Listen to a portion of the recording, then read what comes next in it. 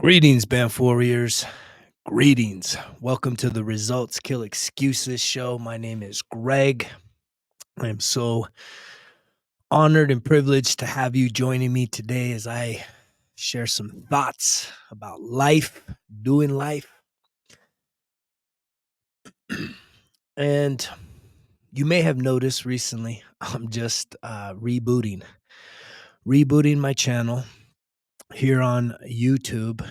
And it's a great honor to have you check in here. And if you're new to the show, you're new to my world. The reason why I get on here in the first place is because I truly have spiritually awakened and healed to the point where the student has now become the teacher. And I truly do believe that sharing with you and the world at large is a part of my purpose here on this planet. It is a part of my calling. And I'm so thankful for not giving up on myself. Having coming up on 12 years of sobriety from alcohol, right? Hitting rock bottom. Actually, I got sober from alcohol and THC at the same time. So I hit rock bottom. And I'm never going to mince words about that. Like, I grew up in northern New Mexico. I'm here now still to this day, but being a kid, a teenager in a small town, especially like in the 80s and the early 90s, latchkey kids, Gen X, parents were kind of, my mother, I was raised by a single mother, had a stepdad come in the picture, but I was otherwise unsupervised most of the time. And so I really started formulating a lot of addiction habits, alcohol, THC, a lot of psychedelic type drugs, and just, getting into a lot of fights growing up. I finished school, high school, and I knew I wasn't college material back then. And so for me, the thing I needed in my life was what I've considered structure and some discipline. Having sort of had a absence of masculinity growing up. So I joined the military and did 5 years as a hospital corpsman with the Marines. Incredible experience. I deployed once, did not see combat. Should have, but it didn't line up for me. And yet I was so grateful for that experience. It was transformational. I would do it time and time and time again. And yet, getting out of the service, I started a promotional products company in Southern California. Very successful. Um, it really had started as a t-shirt printing business, and eventually it metamorphosed into a full service, wide ranging promotional products company. And at that time was settling down, had gotten married, starting a family, and then 0809 happened when the economy fell off the cliff. And there I found myself with my very young family um, on the edge of the cliff. Right there in Southern California, Orange County, place called San Clemente. And so that really messed me up. I had such a big dream at that point. Things were going so well before all that happened. Had bought my first home, was buying investment properties in my 20s, and just making a ton of money, super successful, just feeling abundant, feeling wealthy, feeling prosperous, feeling like I had transcended sort of the New Mexico impoverished mind, right? Scarcity mindset that still exists here today. And yet it all went up in smoke. And I'm someone that I used to live by the mantra, go big or go home. And so, yeah, I found myself literally liquidating everything I could out of the business. This was in '08, '09 when the economy fell off the cliff. Doing like 4 months of garage sales every single weekend, literally just giving away everything we could to lighten our load, and then loading up, 2 dogs, 2 kids, aged 2 and 3 months, and, just like a modern day wagon train moving back to the home state. Having just had my 2nd DWI happen, like, just prior to that. And that was one of the breaking points, right? Like, I knew something was off inside of me. And I think it was just that dream going up in smoke, knowing that it wasn't like I got lazy. It wasn't because I was an alcoholic, which I was. It wasn't because I was smoking a lot of weed, which I was. I was still I could function. That was the dangerous part about my life, is I could always function with all kinds of substances, or at least I thought I functioned, and sometimes I thought I functioned even better. Anybody can relate to that?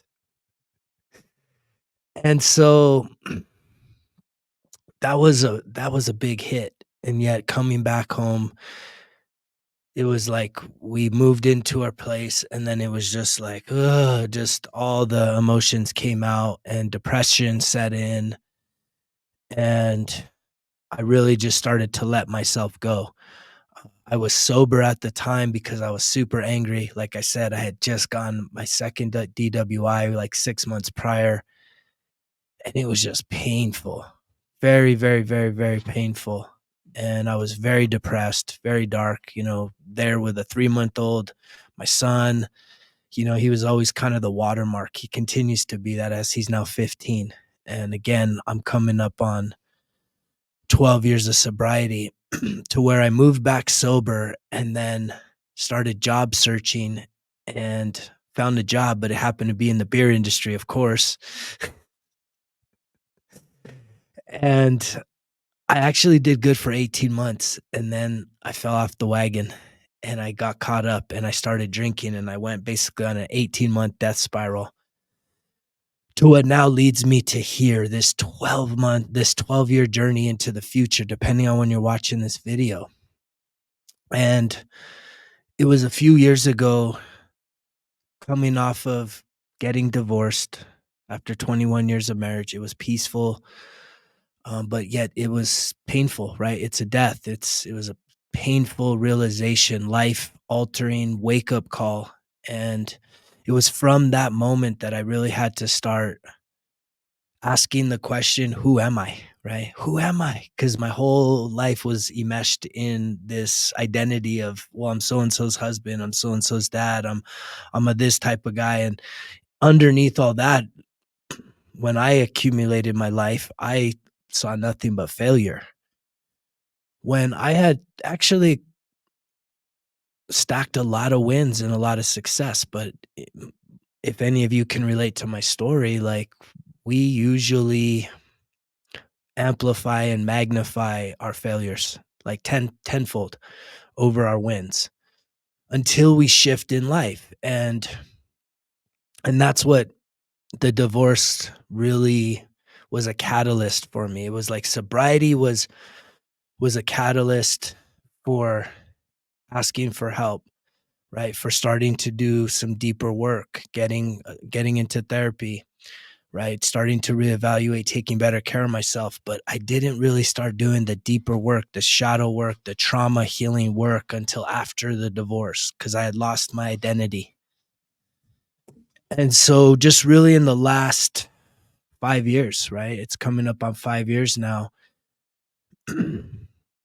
I have put in so much emotional heavy lifting, doubling down on therapies, adding new therapies, changing up my entire nutrition, getting back into the gym, just, doing meditation, having a morning routine that really sets me up for success so I can live with intent, clear intentions every single day. And, I've been really, I just got done working on a course that it challenged me to evaluate my personal values.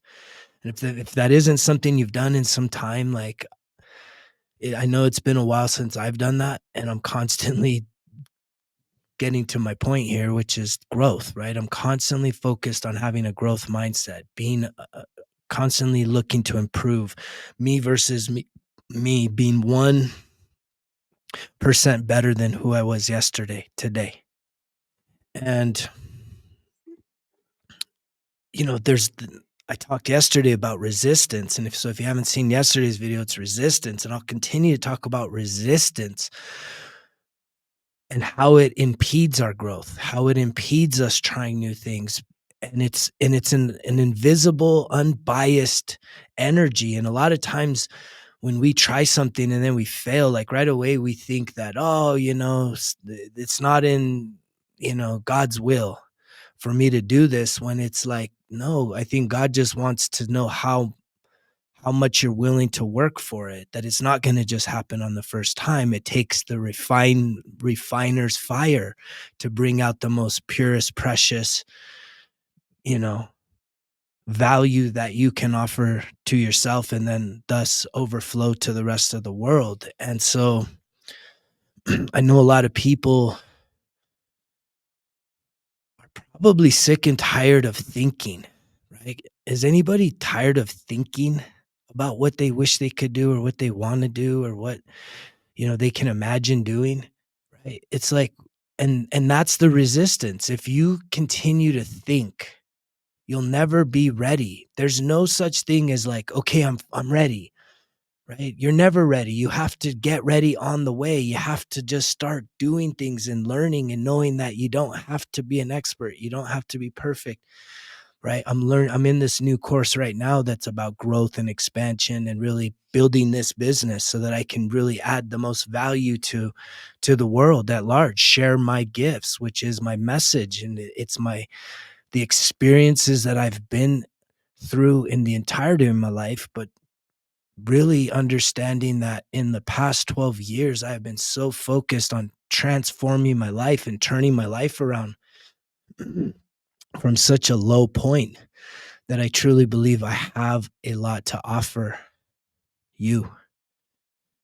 And I do appreciate you taking time to listen to this message, to like this message, to subscribe to my channel, to share this message, to give me your feedback, to share your comments, so that, one, I know that I'm not alone, that you're not alone. And that I think in that exchange is where we need each other, right? Where people actually need each other. It's not a needy thing, like I can't live without you, but it's sort of like a, hey, me being the best version of me is going to then give me an opportunity to share that with you, that light with you. And then you can get some of that light and then go and shine your light and become the best version of you. And it's just like the ripples, right? It's the ripple effect. And you never know who you're going to touch and who you're going to reach. And so that's why I will consistently keep putting on this message, keep challenging myself to be the best version of myself. And I will continue to choose growth over comfort. Comfort would be kicking back and resting right now. Comfort would be saying, my message don't matter. There's plenty of people out there, right? There's already plenty of people talking heads, right? But there's something about the fact that I'm not going to overthink that. I just know that I'm inspired to get on here, inspired to share my truth, to own my voice, and to project it out to the world from a heart-centered place. And so growth is greater than comfort, but we have to realize that you don't get to rest, but then there's a thing where you know when to rest, when your body, your spirit, right, needs the rest. But most people have been resting for far too long. And it's really not even that you're resting, you are allowing resistance to hold you back, to keep you scared, keep you silent, keep you unseen, keep you hidden, keep you in the background, keep you on the sidelines, when we need people to start jumping in onto the playing field, rolling up their sleeves and making a difference right there in your home, in your family, in your community, and then ultimately at the in this world. And by making improving your life, by having a growth mindset, by saying, I'm going to improve who I am, right? You are making a difference in this world. You may not believe it, but I'm here to tell you that you truly are making a difference in the world when you start to improve and grow, which takes healing. You have to allow yourself and give yourself permission to heal those inner wounds, those hidden wounds, the unseen wounds, right? Only you know that they exist. Right? Only you know they exist. So that means only you can make the decision to heal them and to quit allowing the external to control what you do or what you don't do. And so I'm here to just give you that inspiration, that encouragement. Today, these are my thoughts, and I will continue to show up. I will continue to show up because I truly do believe that one of my core values is to be divinely aligned with my highest purpose for the greatest good. And I realize that that desire is to make an impact, a positive impact in this world, that I have truly put in the work for myself. And now I'm ready to share that with the world. So thank you so much for being here. Thank you for checking in. I love you guys. I hope that you will come back and tune in again next time. You know the drill. Results kill excuses. Greg's out.